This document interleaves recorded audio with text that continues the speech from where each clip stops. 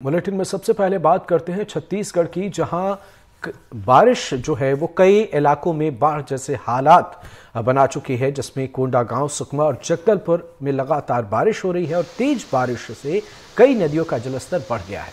सड़कों और गांवों में पानी आने से लोगों की मुश्किलें बढ़ गई हैं। सड़क पर गाड़ियों के पहिए थम गए हैं।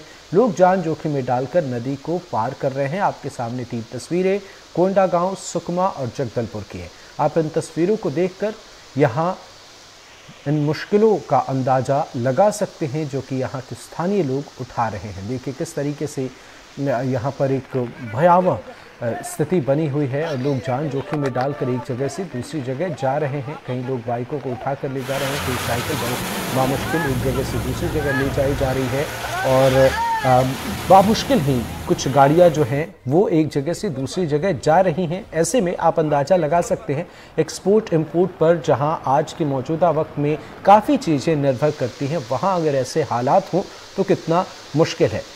और उससे इतर अगर हम देखें तो रोज़मर्रा की ज़रूरी काम से बाजार जाने की बात हो, दवा ख़रीदने की बात हो या किसी भी कारणों से अगर आप घर से बाहर निकलें तो कुछ ऐसे रास्ते आपको मिलेंगे और कुछ ऐसी ही मुश्किल आपके सामने भी आ रही होगी। कोंडागांव में लगातार 3 दिन से हो रही बारिश के कारण नारंगी नदी का जलस्तर तेजी से बढ़ने लगा है। नदी के उफान पर होने से इलाके में बाढ़ जैसे हालात बन गए हैं। नदी के ऊपर बने जोंधरा, पधर और बम्हनी पुल से पानी बहने लगा है, जिसके चलते प्रशासन ने इन दोनों पुलों से आवाजाही पूरी तरह से बंद करा दी है। हालात की गंभीरता को देखते हुए प्रशासन ने नगर सेना के जवानों को मौके पर तैनात किया है। नगर सेना के जवान राहत और बचाव कार्य में जुटे हैं। बम्हनी पुल पर पानी आने से कोंडागांव जिला मुख्यालय से 30 से 35 गांव का संपर्क टूट गया है।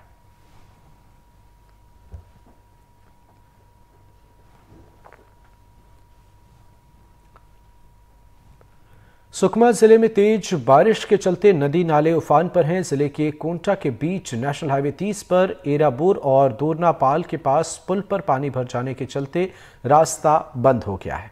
तेज बारिश के चलते जनजीवन अस्त व्यस्त है। ग्रामीण जान जोखिम में डालकर नदी नाले पार करने को मजबूर हैं। सुरक्षा के मद्देनजर पुलिस बल की तैनाती।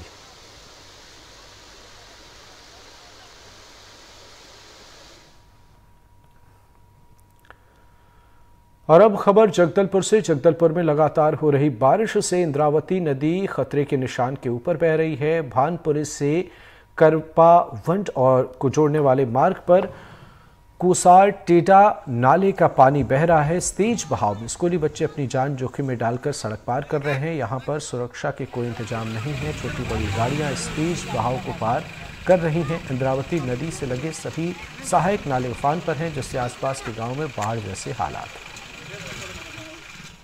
तो तस्वीरें आपके सामने ज़िंदगी से जंग जारी है। इन तस्वीरों को देखकर आप अंदाज़ा लगा सकते हैं कि ज़िंदगी में जद्दोजहद की एक तस्वीर जगदलपुर की, और यहाँ कितना मुश्किल है एक जगह से दूसरी जगह जाना किसी ज़रूरी काम से, और रोज़मर्रा को लेकर अगर किसी को अस्पताल जाना हो तो भी मुश्किल है, कोई गाड़ी आती हो तो भी मुश्किल है। पर सबसे बड़ी मुश्किल तो ये है कि ये तस्वीरें पहली बार हम आपको नहीं दिखा रहे हैं, बल्कि हर साल की कहानी है। बारिश और बाढ़ के वक्त ऐसे ही हालात होते हैं। इस मामले में प्रशासन के सामने कई चुनौतियां हैं इन स्थितियों को ठीक करने के लिए। इंदौर के सिमरोल इलाके में स्थित आईआईटी कैंपस में बने पीएम श्री केंद्रीय विद्यालय को बम से उड़ाने की धमकी मिली है। यह धमकी स्कूल के प्रिंसिपल के ऑफिशियल मेल पर आया, जिसमें स्कूल को 15 अगस्त के दिन बम से उड़ाने की धमकी लिखी है। ईमेल में पाकिस्तान की खुफिया एजेंसी आईएसआई का नाम लिखा हुआ है। मामले की शिकायत के बाद सिमरोल पुलिस अलर्ट है। स्कूल परिसर में सुरक्षा बढ़ा दी गई है। साथ ही डॉग स्क्वाड की मदद से किसी भी तरह की संदिग्ध चीज की सर्चिंग की जा रही है। आईआईटी कैंपस जो सिमरोल में है, उसमें जो केंद्रीय विद्यालय पीएमसी केंद्रीय विद्यालय, उनके प्रिंसिपल के मेल पर एक मेल प्राप्त हुआ था, जिसमें कि धमकी दी गई थी कि आने वाले 15 अगस्त को कैंपस को बम से उड़ा देंगे, और साथ में कुछ अपशब्द भी उस मेल में कहे गए थे। और वहाँ के जो सुरक्षा अधिकारी हैं उनके द्वारा थाना सिमरोल में इस सूचना का पत्र दिया गया था। उस पर से हमने एक अपराध भी कायम किया है। साथ में जो सुरक्षा की जो हमारी एसओपी है बम डिस्पोजल स्क्वाड की टीम है, स्नाइपर डॉग्स की टीम है, उन सब से हम लोग वहाँ सर्चिंग करा रहे हैं। उसके अलावा हमारी साइबर की टीम इस मेल को क्रैक करने में लगी हुई है, कहाँ से प्राप्त हुआ था, क्या है, इसमें आगे कार्रवाई की जाएगी। और झाबुआ से बड़ी खबर, दंदहाड़े लूट की वारदात सामने आई है। बाइक सवार दंपत्ति से मारपीट कर अज्ञात बदमाशों ने वारदात को अंजाम दिया है। सोने का मंगलसूत्र, मोबाइल फोन और कुछ नकदी लेकर बदमाश फरार हो गए हैं। बदमाशों के हमले में 10 वर्षीय बालक गंभीर रूप से घायल है। बाइक सवार दंपत्ति को भी चोट आई है। मौके पर पहुंची है पुलिस। थंदला थाना क्षेत्र के भेरू घाट की घटना है। तस्वीरें आपको दिखा रहे हैं, झाबुआ की तस्वीर और दंपत्ति के साथ लूट की घटना, जिसमें बच्चे को भी चोट आई है। पुलिस को मामले की जानकारी दी गई है। पुलिस मामले की जांच में पुलिस की टीम जुटी हुई है। बाकी देखना होगा क्या कुछ चीज़ें निकलकर सामने आती है, पर इतना तो तय है कि बदमाशों के हौसले बुलंद हैं और दिन दहाड़े लूट की ऐसी वारदातें खाकी पर कई सवालिया निशान खड़े करती हैं।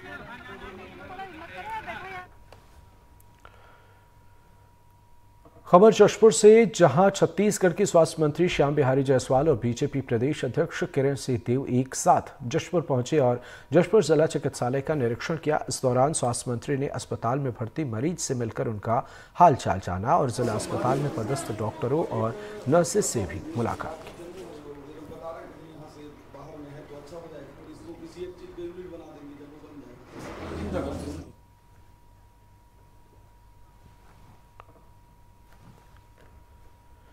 ग्वालियर में कांग्रेस नेता राजेंद्र सिंह के बेटे धर्मवीर जाट की गोली मारकर हत्या कर दी गई। डबरा में वारदात को अंजाम दिया गया। धर्मवीर जाट को गोली किसने और क्यों मारी, ये अभी तक साफ नहीं हो पाया। फिलहाल पुलिस पूरे मामले की जांच में जुटी।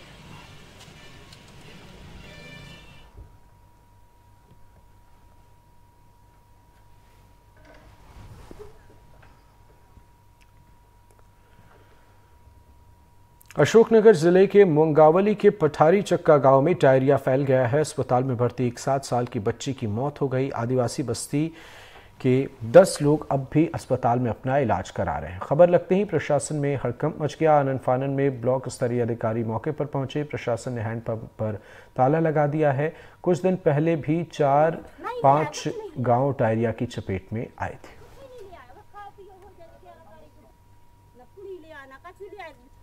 सब घर में तो मेरा घुस के पूरी में देखो तो आज उनमें तो कच्छु नहीं, अकेले 2 रोटी बासी धरी है। अब मैंने बना के रोटी धरी है बहू के काज है। गाड़ी से मोड़ा गाँव से हम खत बड़ा छोड़ दी और मंगा ली में है और फोन लगाओ से रोको। अरे मेरी बिलासपुर में मलेरिया के मरीज लगातार बढ़ रहे हैं, जिसके बाद जिला प्रशासन अलर्ट मोड पर है। मलेरिया को देखते हुए कलेक्टर अवनीश शरण ने सभी विभागों को अलर्ट जारी किया है। बिलासपुर में मलेरिया के 6 नए मरीज सामने आए हैं, जबकि पिछले 4 दिनों में 24 मरीजों की पुष्टि हो चुकी है, जिनमें से 4 लोगों की मौत हो गई है। स्वास्थ्य विभाग की team door to door campaign चलाकर मरीजों का इलाज कर रही है। जिले में मौसमी बीमारी को लेके स्वास्थ्य विभाग और अन्य जो भी विभाग है, संबंधित विभाग, उनको हाई अलर्ट पे रखा गया है और इसमें शासन की तरफ से भी लगातार जो एडवाइजरी है और मुख्य सचिव द्वारा लगातार बैठक की जा रही है। इस संबंध में सभी विभागों को अलर्ट किया गया है, स्पेशली स्वास्थ्य विभाग, महिला बाल विकास विभाग, पंचायत एवं ग्रामीण विकास विभाग, अर्बन क्षेत्र में, अगर शहरी क्षेत्र में देखें तो नगर पंचायत, नगर निगम। जहाँ तक मलेरिया की बात है, कोटा विकास खंड के कुछ जो खासकर अचानक मार से लगे हुए क्षेत्र हैं, लगभग 15 से 20 पंचायत हैं, इन सब जगह मलेरिया की शिकायतें आती रहती हैं। अभी बारिश का समय है तो वहाँ पे कुछ केसेस आ रहे हैं। इस संबंध में कुछ शिकायतें मिली थी वहाँ पे, तो हमने पूरी टीम के साथ वहाँ पे विजिट भी किया है और स्वास्थ्य विभाग की पूरी टीम लगी हुई है। और पिछले 3 दिनों से हम लोग डोर टू डोर सर्वे करा रहे हैं। यहाँ एक चीज़ देखी गई है, लोगों में थोड़ा जागरूकता की कमी है। जब लोग बहुत सीरियस हो जाते हैं तभी अस्पताल जाते हैं, अदरवाइज़ वो बुखार आने के बाद भी घर में ही रहना प्रेफर करते हैं।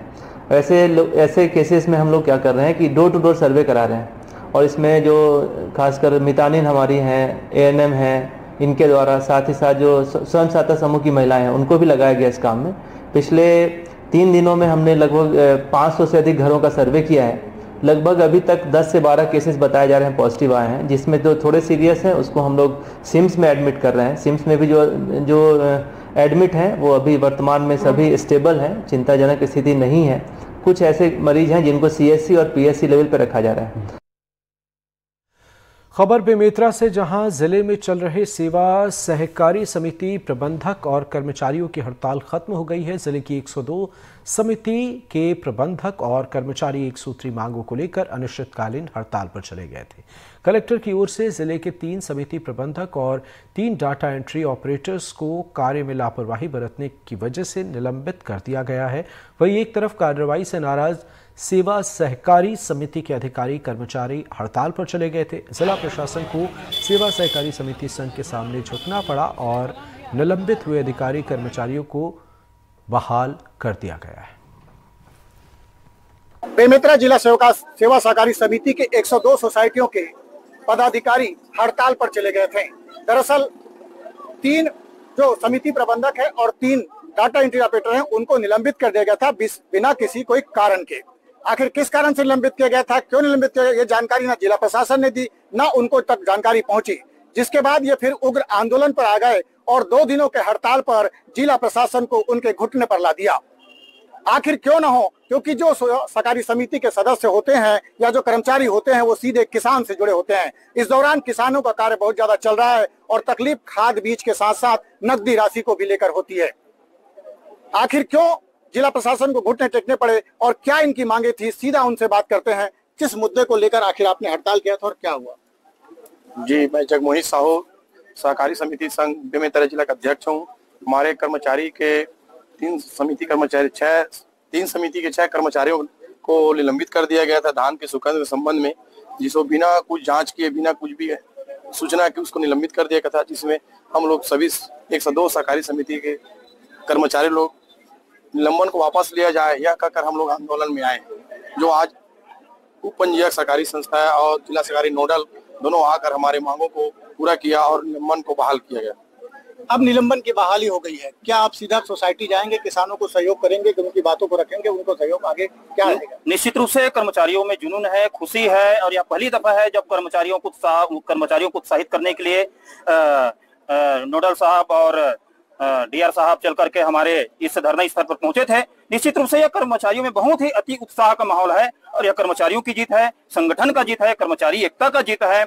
और मैं जिला प्रशासन और समस्त आला अधिकारियों को बहुत बहुत धन्यवाद ज्ञापित करता हूं, जिन्होंने हमारी निवेदन को स्वीकार किए और नीति के तहत कार्यवाही करके जो आदेश है उनको शून्य किए। बहुत बहुत धन्यवाद। हमारे साथ निलंबित जो अधिकारी थे, कर्मचारी, वो भी है साथ में। अब आपकी बहाली हो गई है, क्या बोलेंगे, आखिर क्यों बहाली और किसको लेकर क्या बोलेंगे, क्या देंगे? मैं जिला प्रशासन को धन्यवाद देना चाहूंगा और धन्यवाद के पात्र हमारे कर्मचारी भाई भी है।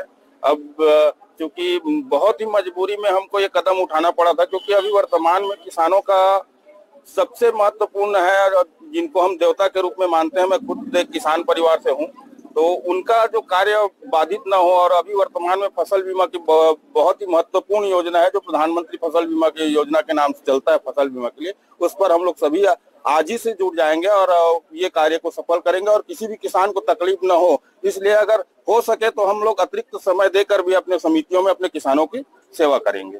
अब बहाली हो गई है, बहाली के बाद अब स्थिति क्लियर हो गई है, जिला प्रशासन ने आपकी बातों को मान लिया, क्या बोलेंगे जिला प्रशासन को इसके लिए, क्या बोलेंगे? जिला प्रशासन को बहुत बहुत धन्यवाद, जिन्होंने हमारी बातों को माना और मानकर हमें बहुत ही सुखद अनुभव प्राप्ति की। इसके लिए उनको बहुत ही धन्यवाद।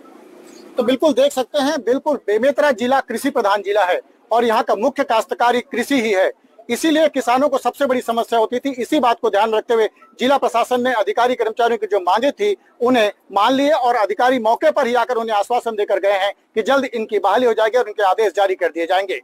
एनडीटीवी के लिए बेमेतरा से सुजीत शर्मा। नर्मदापुरम में 15 जुलाई से चल रही पटवारी संघ की हड़ताल आज खत्म हुई।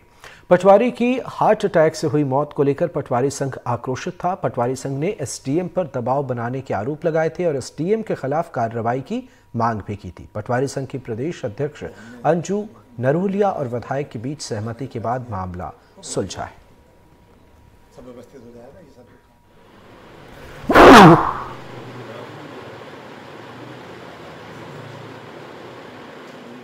हड़ताल कर रहे थे, ये भी तैयार हो गए, हड़ताल ये वापस ले रहे हैं। इनकी जो 2 मांगें थी वो हमने अपने स्तर पे सुलझाने का प्रयास किया है। तो बहुत जल्दी नर्मदापुरम के Narmada institute of nursing science के स्टूडेंट्स ने फीस और डॉक्यूमेंट वापस दिलाने को लेकर देहात थाने में गुहार लगाई है। नर्सिंग का कोर्स कर रहे छात्र छात्राओं के मुताबिक इंस्टीट्यूट में उन्होंने 2021-22 में एडमिशन लिया था, लेकिन अब कॉलेज अनसुटेबल लिस्ट में आया है, जिसके कारण सभी 30 छात्र छात्राओं के बैच का एनरोलमेंट नहीं हो पाया और न ही कोई एग्ज़ाम हो पाया। स्टूडेंट्स ने मांग की कि उनके ओरिजिनल डॉक्यूमेंट और फीस वापस किए जाएं। नर्सिंग कॉलेज फर्जीवाड़े के मामले में हाईकोर्ट के निर्देश पर 66 कॉलेज की मान्यता निरस्त की गई थी, जिसमें नर्मदापुरम के 3 नर्सिंग कॉलेज भी हैं। फिलहाल इन कॉलेजों में नर्सिंग का कोर्स कर रहे छात्र छात्राओं के सामने अब पढ़ाई जारी रखने का संकट गहरा गया है। जब हमारे साथ मतलब इनरोलमेंट का इशू आता तो शर्मा जी ने ये बोला था, तुम 30 बच्चों की फीस मैं रिफंड करूंगा, अगर तुम लोगों का कुछ नहीं होता तो मैं फीस रिफंड करूंगा। तो उसी बात को हम लेके रखे थे कि शायद में भी कुछ नहीं होगा तो हमारी फीस रिफंड होगी। पर हमने सेकंड टाइम उनसे पूछा तो उन्होंने बोला कि फीस वापस नहीं होगी। और हमारी जो प्रिंसिपल स्नेहा मैडम है, उन्होंने बोला था कि मैं अपनी पोस्ट से स्थापित कर दूंगी अगर तुम्हारा कुछ नहीं होता है। बल्कि अब वो हमको बच्चों को ये बोल रही हैं कि तुम्हें फर्स्ट ईयर की फीस देनी पड़ेगी, उसके बाद हम तुम्हें डॉक्यूमेंट देंगे। लेकिन हमारी क्लास में से कुछ बच्चे ऐसे हैं जिनकी फीस 20 है, किसी की 30 है, लेकिन उनको पूरे 50 करने के बाद ही उनको डॉक्यूमेंट देंगे। कुछ स्टूडेंट्स ऐसे भी है। क्या नाम है आपका? मेरा नाम दीक्षा चौरे है। कहाँ पढ़ते हैं? GNM second year Narmada institute of nursing science की स्टूडेंट हैं हम लोग। अभी सब लोग आप थाने आए हैं, क्या शिकायत लेकर पहुंचे आप लोग? हमारी कंप्लेंट ये है कि हमारे 21-22 बैच के जो MP में सारे बच्चों के एनरोलमेंट हुए, देन एग्जाम भी हुए, पर हमारे एग्जाम हुए, एनरोलमेंट भी नहीं हुए और एग्जाम भी नहीं हुए कॉलेज मिस्टेक से। देन अभी हमारे कॉलेज का अनसुटेबल का आ गया है, तो फिर हमारा क्या होगा? पहला तो हमारा एनरोल मिस्टेक है, देन ये अनसुटेबल हो गया कॉलेज। तो कॉलेज वाले बोल रहे हैं पहले अनसुटेबल का क्लियर होगा फिर एनरोलमेंट का होगा। तो अब 3 साल तो हमको हो ही चुके हैं और कितना टाइम? कितने छात्र हैं आप लोग? 30 स्टूडेंट हैं। अब क्या मांग है आप लोगों की? अभी हम लोगों की मांग ये है कि हमें हमारी फीस रिफंड कर दी जाए और जो भी है हमें क्लियर बताए, डॉक्यूमेंट रिटर्न करवाएं।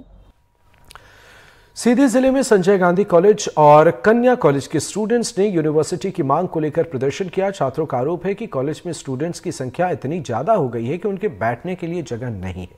अपनी मांगों को लेकर छात्रों ने कलेक्ट्रेट पहुंचकर प्रदर्शन किया। छात्रों के मुताबिक सीधी में न तो कॉलेज की सुविधा है और न ही एग्रीकल्चर कॉलेज है। उच्च शिक्षा के लिए दूसरे शहरों का रुख करना पड़ता है। अगर सीधी में यूनिवर्सिटी बन जाती है तो आर्थिक रूप से कमजोर स्टूडेंट्स को काफी मदद मिलेगी और उन्हें पढ़ने के लिए दूसरे शहरों का रुख नहीं करना पड़ेगा। सीधी में शासकीय महाविद्यालय और कई अशासकीय महाविद्यालय संचालित हैं, लेकिन इससे यहाँ की शिक्षा व्यवस्था मजबूत होती नहीं दिख रही है। छात्रों को एडमिशन नहीं मिल पा रहे हैं, इसलिए अब सीधी मांगे विश्वविद्यालय का ये नारा जो छात्र हैं, सीधी के युवा हैं, ये बुलंद कर रहे हैं। यहाँ काफ़ी संख्या में छात्र हैं जो आंदोलनरत हैं, आंदोलन कर रहे हैं, अपनी आवाज़ को बुलंद कर रहे हैं। आज उनसे बात करते हैं कि आखिर उनकी मांग कब से है और वो क्या चाहते हैं। क्या नाम है आपका? इंद्रलाल पटेल नाम है सर। क्या मांग है आपकी और कब से ये आवाज़ बुलंद कर रहे हैं? ये लगभग सीधी में 4-5 बरसों से विश्वविद्यालय की मांग लगातार चल रही है और हम लोग सभी जनप्रतिनिधियों को जिले के ज्ञापन दिए हैं और पूर्व पता जैसे पूर्व सांसद जो थे माननीय रीति पाठक जी, उन्होंने कहते हैं कि लोकसभा में बात उठाई थी और लेकिन अभी उसका कोई प्रभाव नहीं दिख रहा है। तो हम लोग चाहते हैं कि सीधी जिले में विश्वविद्यालय हो ताकि यहाँ की छात्राओं के और छात्रों की जो समस्याएं हैं, यहाँ जो कॉलेजें हैं एक कॉलेज है मात्र, उसमें से 70-75% से ऊपर एडमिशन होता है और अच्छी सब्जेक्ट नहीं मिल पाती, केवल BA BSc होता है यहाँ और कोई भी पढ़ाई नहीं होती। जैसे BEd नहीं होता, लॉ की पढ़ाई नहीं होती और इंजीनियरिंग, मेडिकल और तो बात छोटी छोटी नहीं होती, जो एग्रीकल्चर है, इस प्रकार की पढ़ाइयाँ नहीं हो पाती हैं। तो चाहते हैं कि यूनिवर्सिटी हो जाए, तो यूनिवर्सिटी में लगभग ज़्यादातर कोर्स हो जाते हैं तो उससे कवर होगा, छात्रों को वो उसका लाभ मिलेगा। और भी कुछ छात्राएं हैं, उनसे बात कर लेते हैं कि उनका क्या कहना है। क्या नाम है आपका? मेरा नाम ज्योति पटेल है सर। ये कब से आप मांग कर रही हैं, क्या समस्या जा रही है? ये लगातार 5 वर्ष से मांग चल रही है सीधी विश्वविद्यालय की सर, अभी तक मांग पूरी नहीं हुई, जबकि सभी जनप्रतिनिधियों को ज्ञापन दिया गया है। परेशानी क्या होती है? यूनिवर्सिटी नहीं है तो क्या समस्या होती सर, है? आर्थिक स्थिति कमजोर होने वाले छात्रों को दूर दराज अन्य प्रदेशों में जाने में बहुत समस्या होती है। यहाँ सारे कोर्स की पढ़ाई नहीं हो रही है, लॉ की पढ़ाई नहीं होती है, एग्रीकल्चर की पढ़ाई नहीं होती है। एक कॉलेज है उसमें भी 80% से कम छात्रों का एडमिशन नहीं हो रहा है, इसलिए सारी समस्याएं हो रही हैं। इसलिए हम लोग सीधी में विश्वविद्यालय की मांग कर रहे हैं। 4-5 वर्षों से मांग कर रहे हैं, जी, अभी तक कुछ हुआ नहीं। कोई निराकरण नहीं किया गया। 5 वर्षों से एकदम शांतिप्रिय रूप से हम लोग मांग कर रहे थे। यदि हम लोगों की मांगे यदि पूरी नहीं होती है तो हम लोग उग्र आंदोलन करेंगे। जी सर, उसके लिए जो भी हम लोगों को सजाएं मिलेगी मंजूर रहेगा। किस किस कॉलेज के ये छात्र पूरे जिले के छात्र छात्राएं हैं। आज इतनी गर्मी में भी ये सारे छात्र आए हैं, जो कि बहुत बड़ा योगदान है, जो कि घर से छात्र नहीं निकल पा रहे हैं, इस धूप में उमस में भी आए हैं।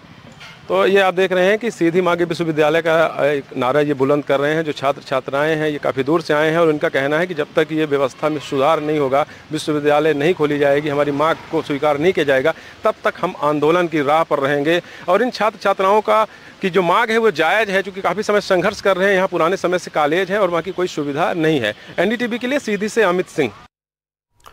विदिशा के MLB गर्ल्स स्कूल की एक क्लास में ब्लैक बोर्ड टूटा हुआ मिला। जहां तक पंखे की बात है, पंखे भी टूटे हुए हैं। छात्रों ने जैसे ही इन तस्वीरों को देखा, इसकी जानकारी स्कूल के टीचर्स को दी। प्रभारी प्राचार्य सौदान सिंह सूर्यवंशी ने इसका मुआयना किया। जानकारी ली तो मालूम हुआ कि स्कूल में सुबह 7:30 बजे से दोपहर 1 बजे तक बच्चों की कक्षाएं चलती हैं, जबकि दोपहर 2 बजे से शाम 5 बजे तक DLED के पेपर होते हैं। अंदाजा लगाया जा रहा है कि सेकेंड ईयर के पेपर के दौरान बारिश होने लगी थी, कक्षा के अंदर पानी आ गया था और लाइट चली गई थी, जिसकी वजह से छात्र पेपर नहीं दे पाए थे।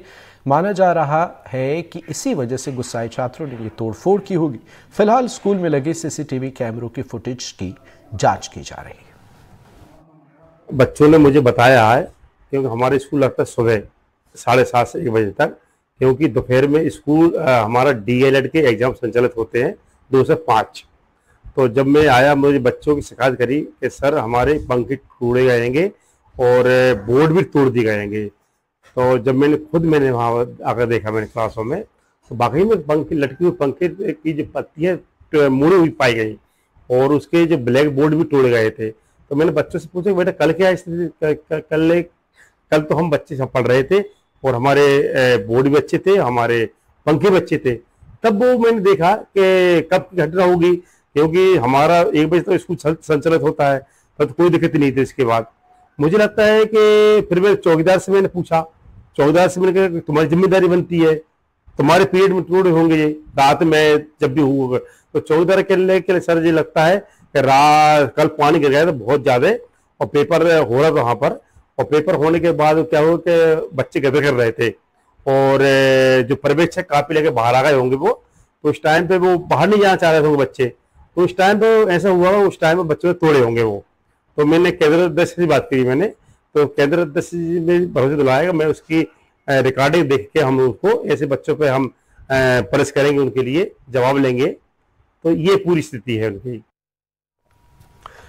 छतरपुर जिले में एक बार फिर सरकारी स्कूल में टीचर्स की लापरवाही का मामला सामने आया है, जहां जिले से 10 किलोमीटर दूर सिमरिया गांव के माध्यमिक स्कूल में अभिभावकों ने शिक्षकों पर बच्चों को नहीं पढ़ाने के आरोप लगाए।